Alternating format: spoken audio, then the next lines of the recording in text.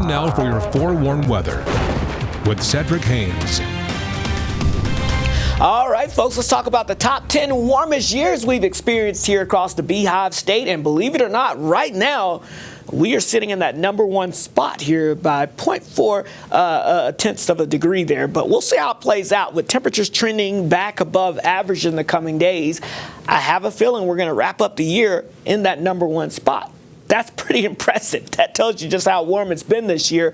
But to put that into more perspective, check it out. 9 of the top 10 warmest years we've had over the last 13 years include, basically, as you can see on this map here, are lined up here in the top 10. So, yeah, it has been very warm recently. Whether you wanted to really pay attention to that or notice it, yes, we are overall trending warmer year by year here across the Beehive State. All right, look at these temperatures out there. 17 degrees in Logan, 20s, low 20s out there this morning. So not quite as warm as what we saw last week by any means. We've got a lot of teens sprinkled in as well. But this is kind of the last official cold morning that we're going to see out there. There's not much wind out there, very similar to yesterday morning, but there's enough. Every time it blows just a little bit, a couple of miles per hour, it knocks a few degrees off of the temperature. So many of us have to dress for teens. That's what it feels like on the exposed skin when you step out the door this morning. All right, this afternoon, expect a lot of sunshine. Watch out for a little bit of that valley inversion haze that will likely develop. But otherwise, we're looking at temperatures upper 30s to low 40s across most of northern Utah. Along the I-70 corridor and just south, we'll call it mid to upper 40s. 40s across southeast Utah, and we're looking at temperatures getting into the mid-50s there across southwestern Utah. Let's look ahead at your weather forecast for the rest of this week here, because again, today it's all about the seasonably cold sunshine that we have in place with high pressure overhead. That is going to give us that valley inversion that will continue to strengthen. Could have some air quality levels getting into the moderate category today, so be aware of that.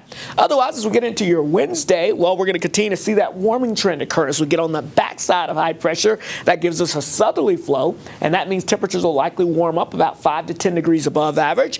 But clouds will also be on the increase, and just in time for our New Year's Eve into New Year's Day, we're going to be tracking increasing chances for valley rain and high mountain snow. So we're talking snow levels really between about 8,000 and 9,000 feet. Here's the weather map. High pressure blocking any storm systems from moving in now, but you see that storm, and notice where it's coming from, out of the Pacific Ocean. That's more of a tropical feel, so that tells us there's not a lot of cold air with it. Cold side of high pressure shifts to the east. We get on the warm side with that southerly flow heading into your Wednesday. We'll see a few clouds Wednesday morning across southwest Utah, but Wednesday starts off okay. There's our next storm system, and it begins to move into southwest Utah as early as Wednesday afternoon. We're going to be tracking chances of showers from St. George, Cedar City up towards Kanab, and we'll see that valley rain and high mountain snow moving north Wednesday night into Thursday. So as the clock strikes 2026, expect for some wet and unsettled conditions for the first day of 2026. Again, not a washout, but we'll have some periods or waves of showers and high mountain snow showers. And then heading into the weekend, another system, a mild flow, comes in, so it stays unsettled, but also mild. So ringing in that new year again, most of the day New Year's Eve is dry except for southwest Utah, where we'll start to see some showers. Showers become likely as we head towards midnight and into New Year's Day, but it'll be scattered showers. So not a complete washout, but you'll notice not necessarily the most pleasant first day of 2026.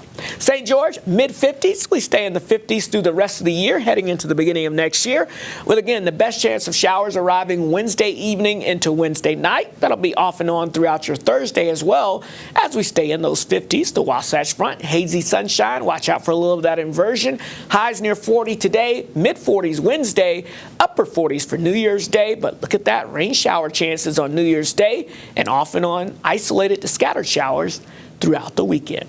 All right, let's get a check on your traffic this morning as we get you out the door.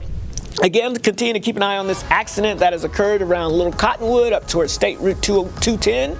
Again, near the Lisa Falls area, the roadway was shut down due to this accident. And if you look off into the distance, you can see there is definitely a delay. Looks like maybe one of the lanes are open. We'll see. But traffic seems to be moving, even though there is a backup showing up. Of course, continue to watch that for you. Otherwise, in the valley areas, traffic is looking pretty smooth and very light this morning with just a few cars out there on the roads. We'll keep you updated on your traffic and weather, but for now, let's get you back over to Alyssa.